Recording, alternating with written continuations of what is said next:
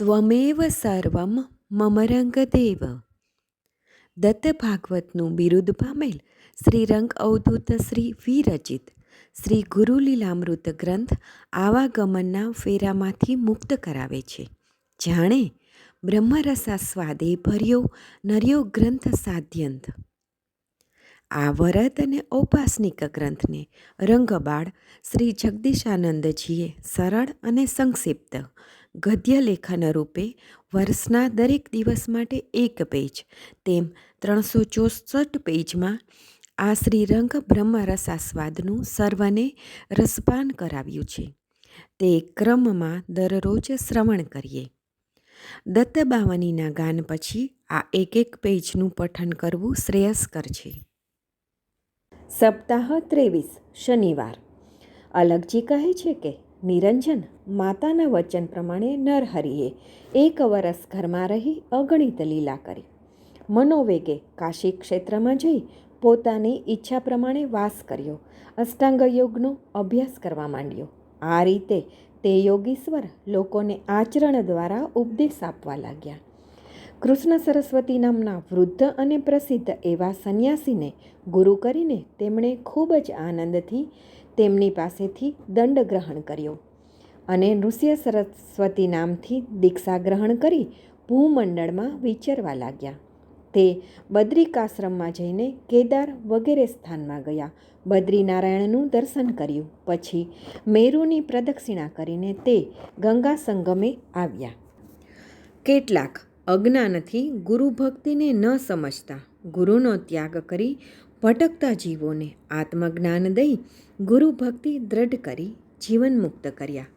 પેટના દર્દથી પીડાતો બ્રાહ્મણ જે દહીંથરા વડા ખાઈને અસહ્ય વેદના થતાં આત્મહત્યા કરવા નીકળ્યો હતો, તેને આત્મહત્યાથી બચાવી તે જ સ્વામીજીની હાજરીમાં બ્રહ્મભોજન કરતાં તેના દુઃખ દર્દને દૂર કર્યું અને ભિક્ષા જમાડનાર સાયમદેવને પણ પોતાનો શિષ્ય બનાવી તેને પણ યવનરાજના ડરથી મુક્ત કરી તેને પણ 15 વર્ષ બાદ મિલનનું વચન આપી ભરતખંડના અનેક તીર્થોનું પરિભ્રમણ કરતા અનેક અધિકારી જીવોને ગુરુભક્તિનો મહિમા સમજાવતા સૌનો ઉદ્ધાર કર્યો.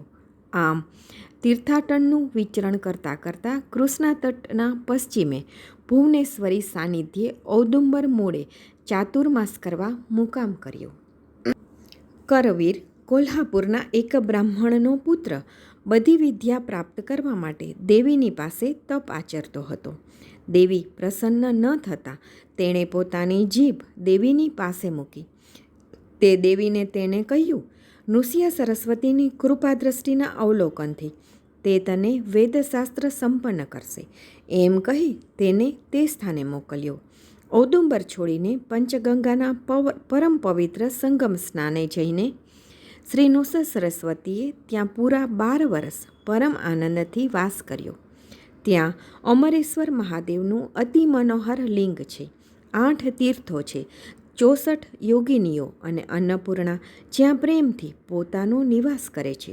આ સ્થાનમાં એક અતિ ગરીબ બ્રાહ્મણને ત્યાં ભિક્ષામાં માત્ર ઝાલરનું શાક ખાઈને તેની ત્યાગવૃત્તિથી પ્રસન્ન થઈને એ ઝાલરની સિંગનો વેલો તોડીને સોના મોહરના ઘડાનું દાન દઈને તેની દરિદ્રતાને દૂર કરી હતી. નરસોબાવાડીને દત્તની રાજધાની કહેવામાં આવે છે. આ સ્થાનથી પેલા ગંગાનું જ ભોળા ભાવિક ખેડૂતના ભોળા ભાવથી રાજી થઈને તેની ઈચ્છાને અધીન થઈને પોતે વ્યાઘચર્મ પર બેસીને પેલા ખેડૂતને પાદુકા પકડાવીને એક પલમાં સવારે પ્રયાગ, બપોરે ગયાજી અને કાશી બતાવી પુનઃ આ સ્થળે પરત પધાર્યા હતા. આમ નરસોબાવાડીમાં અનેક અગણિત લીલાઓ કરી હતી. શ્રી દત્ત ભગવાન ત્યાં 12 વર્ષનો સમય પૂરો કરીને તે સ્થાન છોડીને બીજા કોઈ અન્ય સ્થાને જવાનો મનમાં વિચાર કરતા હતા. તે સમયે અમરેશ્વર મહાદેવના લિંગમાંથી 64 યોગિનીઓ સાથે લઈને નૃસિંહ સરસ્વતી પાસે આવીને કહેવા લાગ્યા, તમે આ સ્થાન છોડશો નહીં. બધાના પ્રેમનો આગ્રહ જોઈને શ્રી ગુરુએ કહ્યું કે હું તમારી પાસે આ સ્થાનમાં લોકોનું કલ્યાણ કરવા માટે ગુપ્ત રૂપે રૂપે કાયમ અહીં નિવાસ કરીશ. આ સ્થાનમાં શ્રી દત્તની પાદુકાનું સ્થાપન હું જાતે કરીશ. આમ કહીને યતીશ્વરે જાતે અતિ સુંદર, મનોહર અને સુશોભિત દત્તપાદુકા પ્રગટ કરી. આ પાદુકા પર ધ્વજ, કમળ, વજ્ર અને અંકુશ જેવા વિશેષ ચિહ્નો છે, જેથી તેના દર્શન માત્રથી મનોવાંછિત બધી જ કામના પૂર્ણ થાય છે અને સર્વ દુઃખોનો નાશ થાય છે. આ શ્રી દત્ત પાદુકા જે કોઈ ભાવિક ભાવથી દર્શન કરશે અને પૂજન કરશે, તેની સર્વ મનોકામના પૂર્ણ થશે. નરસોબાવાડીમાં આજે પણ શ્રી દત્ત મહારાજ ગુપ્ત રૂપે હોવા છતાંય અનેક રૂપે પ્રગટ થઈ ભક્તની મનોકામના પૂર્ણ કરે છે. શ્રી નૃસિંહ સરસ્વતી આ સ્થાનમાં ગુપ્ત રૂપે અને ગાણગાપુરમાં જઈને ત્યાં પ્રગટ રૂપે રહેવા લાગ્યા. જે અનંત રૂપો ધારણ કરનાર છે, એનો પાર પામી શકાય નહીં. શ્રી ગુરુજી નરસોબાવાડીથી ગુપ્ત થયા પછી પણ તે પવિત્ર પાદુકા રૂપે ત્યાં બિરાજે છે. સિરોડ ગામના વેદશાસ્ત્રજ્ઞ ગંગાધર બ્રાહ્મણને ત્યાં પુત્રો જન્મીને મૃત્યુ પામતા. પૂર્વજન્મમાં શૌનક ગૌત્રીય દ્વિજના ઋણ શેષને કારણે તેને સંતાન યોગમાં બાધા આવતી હતી. ઘણા વ્રતો પ્રયત્નો કર્યા, પણ કંઈ ફળ મળ્યું નહીં.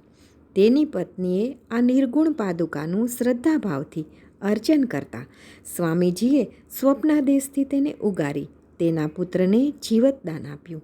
ગુપ્ત રૂપે આજે પણ હાજર છે તેનું પ્રમાણ આપ્યું. એમ કહી પોતે પ્રભુ થયા ગુપ્ત તત્ક્ષણ, રહ્યા ગૂઢ દેખે હજુ હોય સુભાવિક જન. શ્રી ગુરુ લીલામૃત અધ્યાય 73 દોહરો 113. અવધૂત ચિંતન શ્રી ગુરુદેવ દત્ત.